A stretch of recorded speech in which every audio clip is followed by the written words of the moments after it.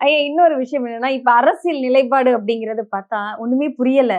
ஆளுக்கு ஒரு பக்கம் அவங்கவங்க நிலைப்பாடு சொல்லிட்டு அவங்கவங்களா பேசிட்டு போயிடுறாங்க. ஆளுக்கு ஒரு மாநாடு நடத்துறாங்க. வாரத்துக்கு ஒரு மாநாடு, மகளிர் மாநாடு, அந்த மாநாடு, இந்த மாநாடு, இந்த பொதுக்கட்சி கூட்டம் ஆனா இது அப்படி இப்படி ரொம்ப போகுது. பிரமாதமான திட்டம் கொண்டாந்தவர் ஸ்டாலின் தான். ஆ, 1.25 கோடி வீடுகளுக்கு போயிட்டார். ஆ. போயிட்டு 50,000 மகளிர சம்பளம் கொடுத்து ஏற்பாடு செஞ்சு அதுக்கு ஒரு 50 கோடி செலவழிச்சு உங்களுடைய கனவு என்னன்னு கேட்டா ஒருத்தன் வந்து சொன்னானா, ஒரு புகழ்பெற்ற நடிகை ஒரு நாளைக்கு இருக்கணுங்கிறதா என்னுடைய கனவுன்னானா, ஏற்பாடு செய்ய போதா இந்த அரசு கேட்கிறேனா, என்னடா கனவு அப்படி கேட்குறிய? சொன்னாங்களாயா? ஆமா, ஒருத்தன் சொன்னானா, ஒருத்தி ஒரு பொம்பளை வீட மூடிட்டு போயிட்டாளாம். உள்ளது தர மாட்டேங்கிறேன், அரிசி ஒழுங்கா போட மாட்டேங்கிறேன், வீச்சம் பிடிச்ச அரிசியை போடுற, இதுல கனவு வேற கேட்க வந்துட்டியான்னு ஒரு பொம்பளை கேட்டாலாம்.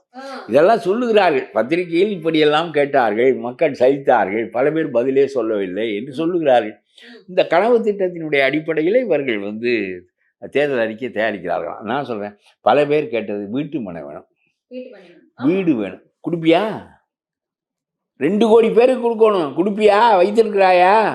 நீ சமத்துவம் கட்டினிய நாட்டில் சமத்துவம் வந்துச்சா? ஜாதி ஒழிந்ததா? அதாவது எல்லா ஜாதிக்கும் ஆளுக்கு ஒன்று கொடுத்தாரு. அந்த ஜாதிக்காரெல்லாம் வேற யாரும் இல்லை, திமுகவில் உள்ள ஒவ்வொரு ஜாதிக்கும் ஒரு வீடு கொடுத்தாரு. அவன் திமுகவில் பிள்ளையா இருப்பேன், கோனாராக இருப்பேன், தேவராக இருப்பேன், எல்லாருக்கும் ஒரு வீடு. அதில் ஒரே ஒருத்தர் சம்மந்தம் இல்லாத வீடு பெற்றது பாப்பான் தான். ஏன்னா சமத்துவ உறவுல அது ஐயருக்கும் ஒரு வீடு கொடுத்தாங்க. ஐயருக்கு மட்டும்தான் அவங்களே ஆள் ரெடி பண்ணிடுவாங்க. ஆமா, அவங்களுக்கு வேண்டிய ஆள்லாம் கொஞ்சம் எதுக்காதவனா ரெடி பண்ணி வச்சுக்குவாங்க. எஸ்வி சேகர் மாதிரி ஆள் இருப்பான்ல, இந்த எஸ்வி சேகர் மைத்திரேயன், இவங்களுக்கெல்லாம் திமுக ஒரு கேடு, இது ஒரு கட்சின்னு இந்த இந்த ஐயர்கள் போய் சேருது பாருங்க. இவங்களுக்கு ஏதாவது யோசனை இருக்கா?